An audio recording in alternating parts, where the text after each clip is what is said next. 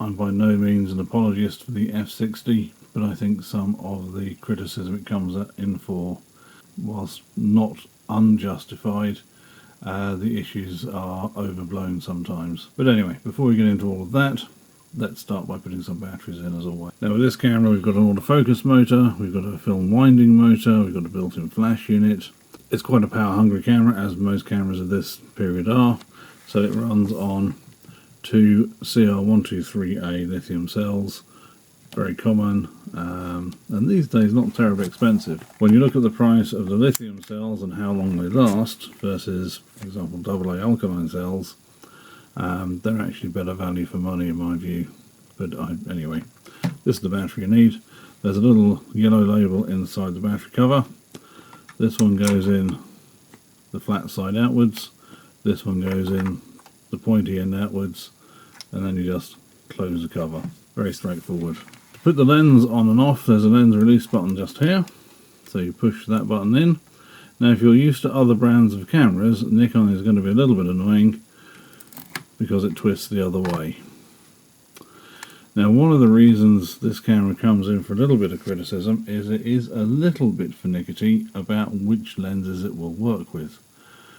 Nikon very famously promote their cameras as using the same lens mount for decade after decade, and you can use lenses going all the way back to 1954 or whenever the F-mount first came out, I forget exactly.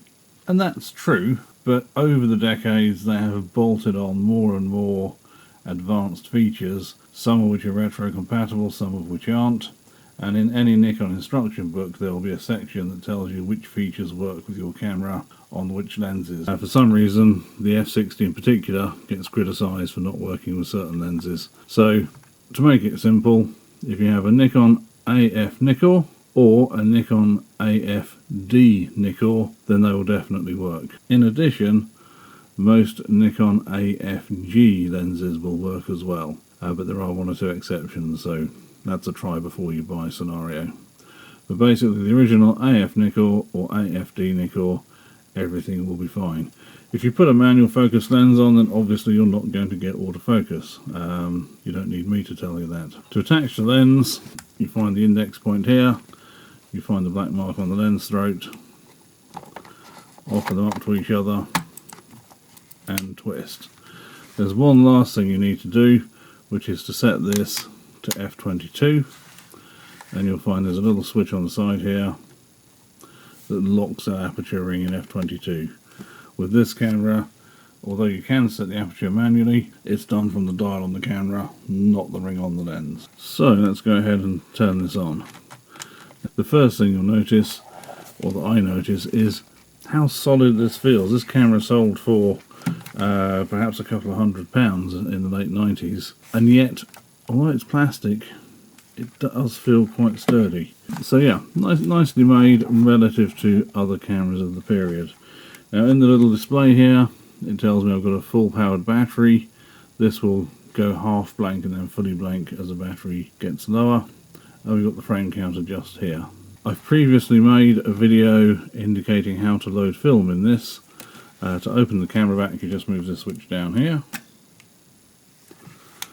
put the film in here, put the leader up to this red marker, not beyond the red marker and not shy of the red marker, up to the red marker, and then you just close the camera back.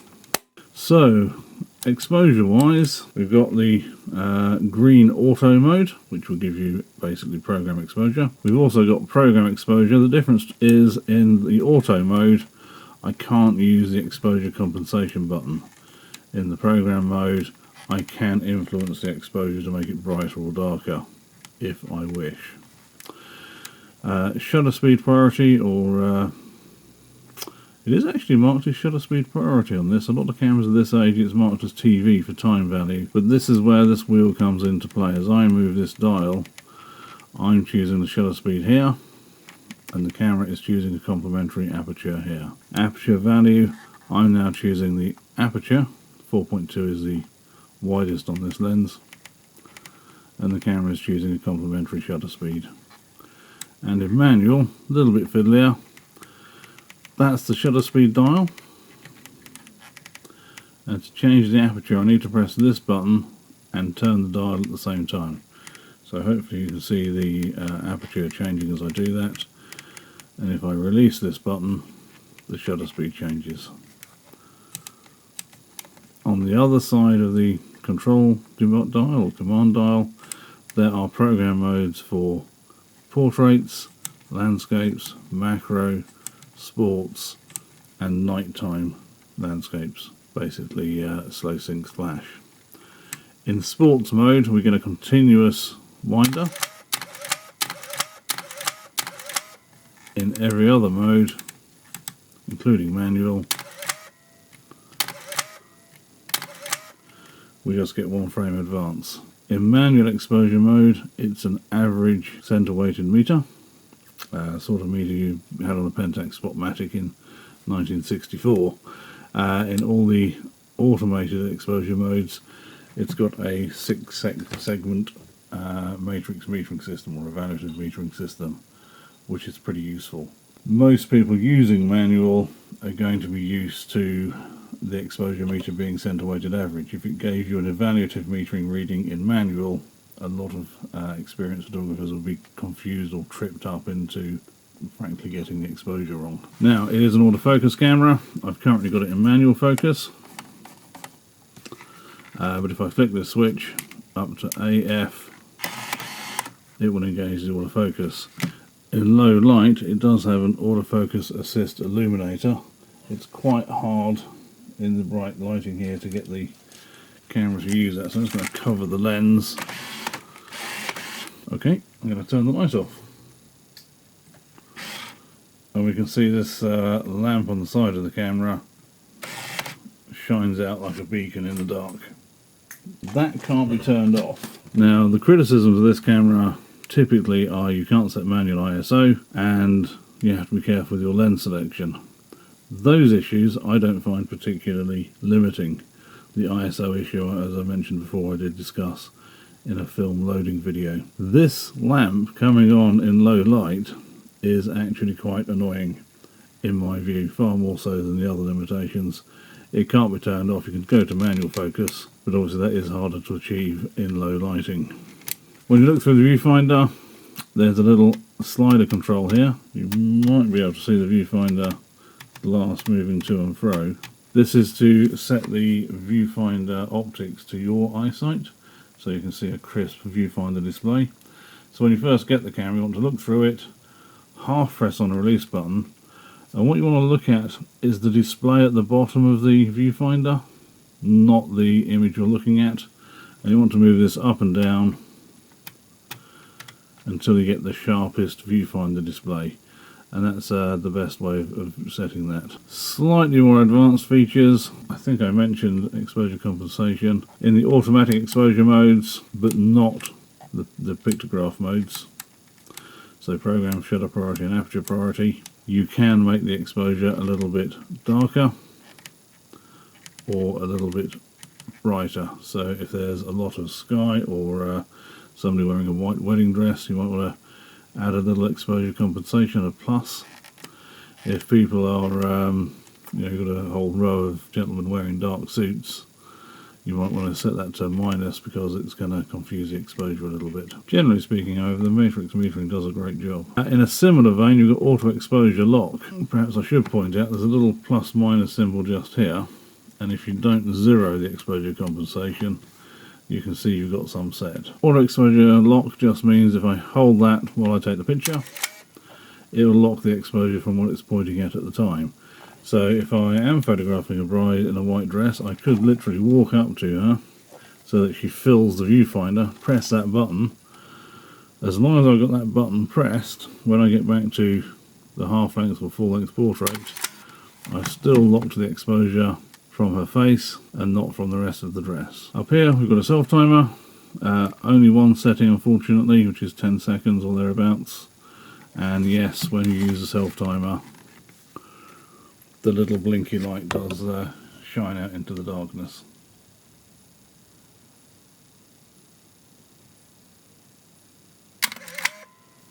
Just to annoy everybody. And also on top here we've got another button which pops the flash unit up. The built-in flash unit actually works quite well, They're not great. Built-in flash units are not the best type of flash to use, but I did have a little pop of fill flash on one photograph I took with this. It worked pretty good. I did run a roll of film through this camera. It was Harman Phoenix, which you may be aware is a very aggressive look to the film itself. So the photographs don't really tell us much about the camera, other than it works. But I'll show you some of the images anyway. The first one will be the fill flash image, where it's balanced the daylight, such as it was, with the fill flash. It was a very, very rainy day indeed. And I think that's pretty much all the functions this camera has. There's one other button hidden on the base plate just here. When you've taken all your photographs and you get to the end of the film, it will rewind automatically. If you wish to rewind it before the end of the film, you can take something like a ballpoint pen, press this little button here, and it will go through a rewind cycle. So this camera, it's not the most exciting camera in the world.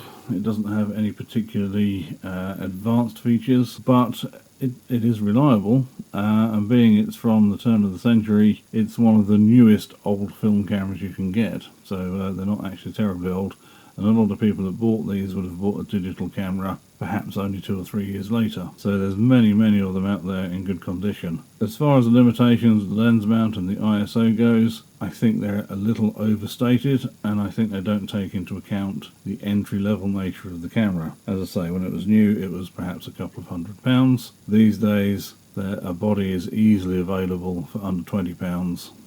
I've seen a body going in a reputable retailer store with a warranty, cleaned and checked, so no risk to you, for £35. And honestly, what can you buy for £35 these days? Many cameras are hyped up.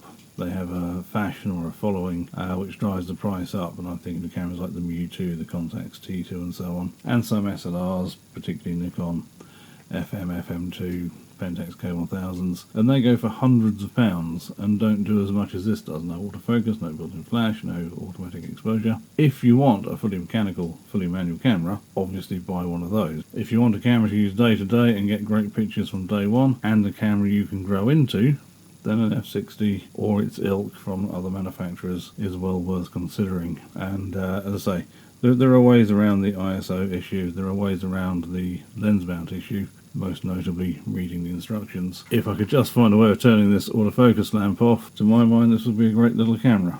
And as I say, Harman Phoenix doesn't really give you a true impression of what the camera can do, it gives you an impression of what the film can do. Incidentally, Harman Phoenix is a 200 ISO film at box speed. Now generally, with most films, I would strongly recommend you use the box speed, but even Harman technicians have said it's not really 200 ISO. It's more like 125, so I set this to +1 stop, effectively re-rating the film to 100 ISO. And with that, I think we come to the end of this video. The last couple of shots, incidentally, were obviously colour pictures that I converted to black and white, and I was struck by how much like Tri-X they looked. Apart from the halation in the highlights, they did look a lot like Tri-X to me. That's an aside. I hope this video has been useful to somebody. I hope you've enjoyed watching it. Thank you for watching. I do appreciate it. Have a good day.